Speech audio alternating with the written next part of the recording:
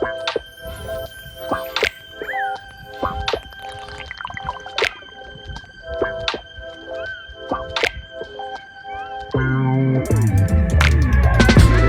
to episode one of Potatoes Over Risks. I'm Nick, your host, and if you've listened to the intro, you know what the name of the podcast is named for and why it's named the way it is. So this first episode of this podcast is brought to you by me because this is absolutely for fun. So, let's get into it. This podcast episode, if you see in the title, is about trades. Different trades that I've been in. I'm not editing any of this on the audio portion. In fact, if you want to listen to the whole thing, go to the podcast instead of watching the video portion of this, and you will get all of the audio blips and different sounds and funky things that I say and do. And you might even hear some slurps of me sipping on my one beer. All right, let's get into it. Working in trades.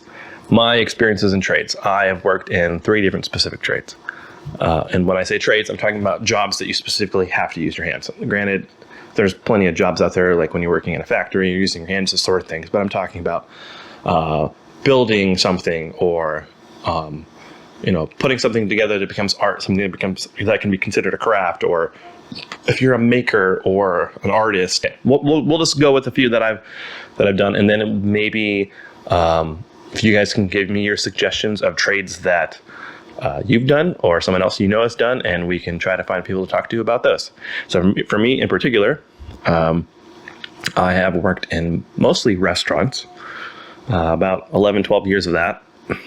And then in between those for about a season, I call it a season because it wasn't a whole 12 months because I did farming, and farming, it was more of like, let's give it a shot. I want to try it out. So I farmed for a season.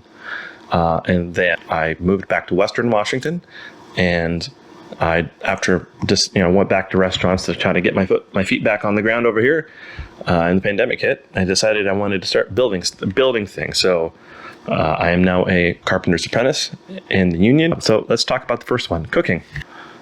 For me in particular, I grew up basically being the cook of the house, and I really like to do it. I really like to feed my family, feed my siblings, take care of them a lot. So I like to play around with flavors, and sometimes it was wrong. Actually, a lot of times it was wrong. So for my mother always being busy, I got to be in charge of the food. And so when it came time for me to get a job, after spending a couple years in retail and sales and things like that, I realized I didn't like it. Tried looking for a job, and my now longtime best friend, Corey, got me a job at a pretty decent restaurant. I realized that I loved it. And I had done it for so long for my family. I was like, why didn't I just think of this in the first place? Yeah, so I started my career at this restaurant called Cristiano's in Marysville. It's pretty good. I liked them quite a bit. I was there for 2.5 years. It's Italian-American. He makes all of his pastas by hand. Different colored pastas, a lot of pizza on the menu, giant salads, things like that, ravioli. Really good people, really good family-run operation.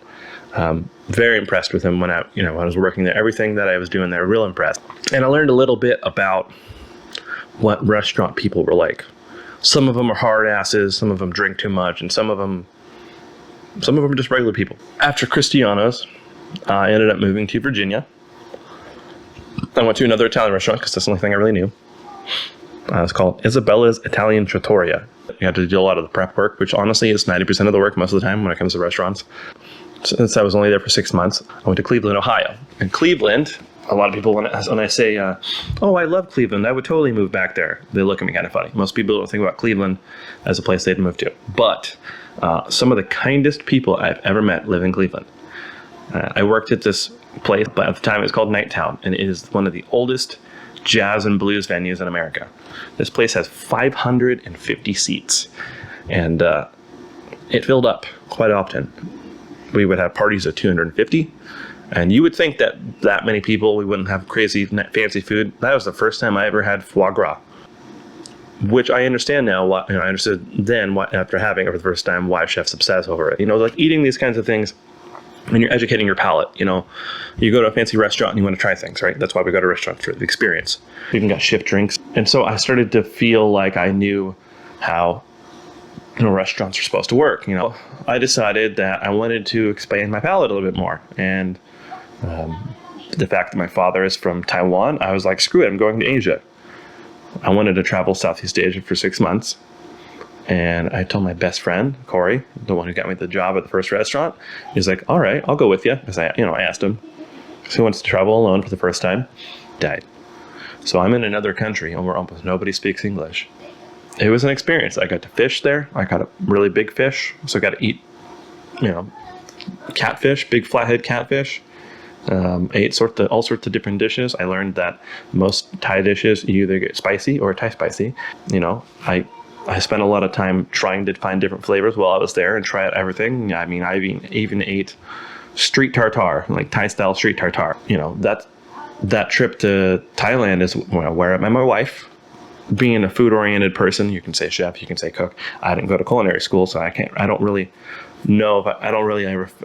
felt like I could call myself a chef for that reason. After that, came back from Thailand, got a job. So I went to Taiwan for a week and a half, and I did the same thing. I ate and I ate and I ate, and I hung out with friends, and I experienced things, some crazy seafoods and things like pig brain. And for people who have experienced different cultures, cuisines other than just Western cuisine, then you kind of get what I'm saying. Like it kind of changes the way you think about food.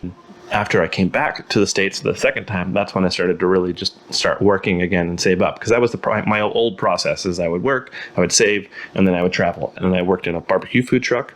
I ended up working at a Japanese restaurant. After being back here for about a year from being in Taiwan, I decided to go to the Philippines. And I was in the Philippines for almost a year, 11 months. I'm selling barbecue there because I love barbecue. I spent time here doing barbecue, and I was like, I need to share this. And I used some of their flavors, and I had this little catering thing going on where I was selling, barbecue every week. I end up coming back after, almost a year.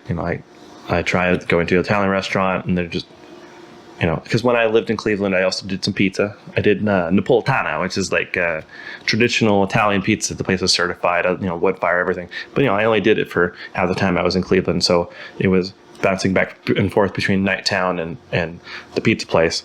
And so I had a little pizza experience, and I was like, well, I can get a job doing pizza.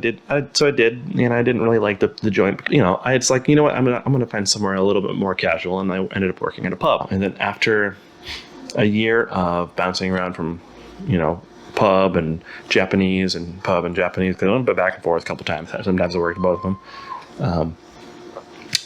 Lau moved here. My wife moved here, and I was working at this place called Pork Chopping Company, and he was around the corner from the farmers market. It was one of the better experiences I've had. Working in a local restaurant, small local business, but working in this restaurant really gave me more perspective of what the seasonality is like around here. I wanted to apply for a job I wasn't sure I was going to get. And so I applied for a restaurant, a really nice restaurant here in Seattle called Lark. It was by far the nicest restaurant I had ever been in. I was there for almost 2 years, and it was definitely the best, if not the best, it was definitely right there, experience in the kitchen I've ever had. Very wholesome and very local, seasonal focused. They even had a raw bar up top. They called it Bitter Raw. They had a pizza place a couple blocks away. I mean, this guy's the shit. So I was there for that long, and then near the last 6 months of it, I started to feel a little bit of burnout, and it wasn't anybody's fault. I think it was just that caliber of food tends to come with stressors. I was like, you know what? I need to get out of here. I need to do something different. And I was telling my wife, I'm like, wow, we gotta go farm. She was looking at me like I'm crazy. Like, hey, Michelle and Uncle Ken have land in Eastern Washington. I was like, we gotta go farm. I gotta go do something with this. I jumped the gun. I'm like, screw it, we're going over there, And my wife's like, well, I'm going to stay here for a while and keep working in case it doesn't work. So I get over there and I start farming, and I realize about a month in, I'm like, I'm an idiot. So I literally drive over here and I'm like, wow, we don't have to do this. She's like, well, I already quit my job. I'm like, oh shit. So I was like, screw it, I'm just going to, dive right into it and do the best I can. We're both full on in it. I really fell in love with it, man. Like the moment I stuck my hands in the dirt, I had been pulling big pieces of granite out of the ground. I had like pulled something in my wrist. You can actually still see it. There's a little ganglion cyst right here, and my wrist was hurting real bad. I went to the doctor and everything. The moment I stuck my hand into soil, the pain just went away all of a sudden. And there's just something about it, like something about literally reaping what you sow. I mean, I probably had 50, 60 varieties of plants going on at the same time, really trying to do, a business. It was a business. It was a legitimate business. And fortunately, I didn't have enough capital at the beginning, which is why I'm like, you idiot. Because if I did, it probably would have been more successful. I probably could have kept going. Unfortunately, we had to come back to this side of the state. Now, while we were over there, we bought a trailer because I didn't want to just keep living in my aunt and uncle's house. We were living in the trailer, and it wasn't bad. We actually had a really nice trailer. It was like 36 foot or something like that with three tip outs. And we're like, we'll just park it over there.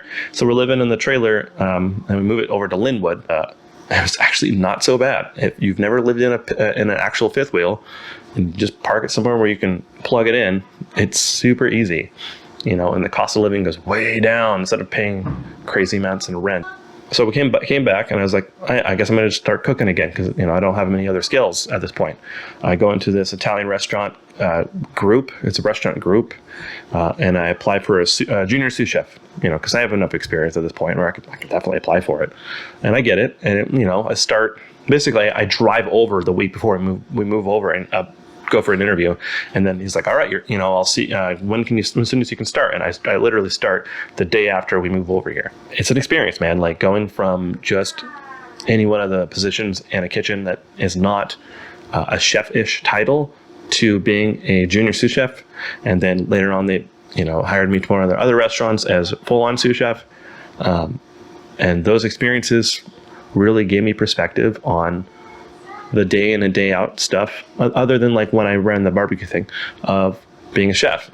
I realized that the only way I wanted to keep doing it was if it was on my terms. And unfortunately, the pandemic just started. So this is, beginning of 2020 was when I was a sous chef. And I got laid off, unfortunately. Granted, I was already kind of like on my way out because I didn't want to do it anymore, and I knew the world was starting to change.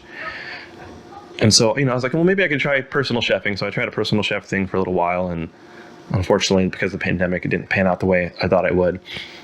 And my friend Don, he's like, oh, hey, Nick, I'm starting to do carpentry stuff again. Because, he'd run a couple businesses before and run a couple crews. I was like, well, I'd be willing to try. My dad did it. My uncles did it. My stepfather did it. They all did carpentry in some way, shape, or form. I was like, well, I'll give it a shot. And so for about a year and a half, I worked with him and remodeled some homes, and I really started to see potential in learning how to do it. A year and a half went by, and Don's health starts changing because he's got health issues. We'll bring him on for a podcast, for the health podcast, whatever. He's like, why don't you think about joining the union? There's a lot of structure, there's a pension, there's all these other benefits, they pay for your health care. It's a really good idea.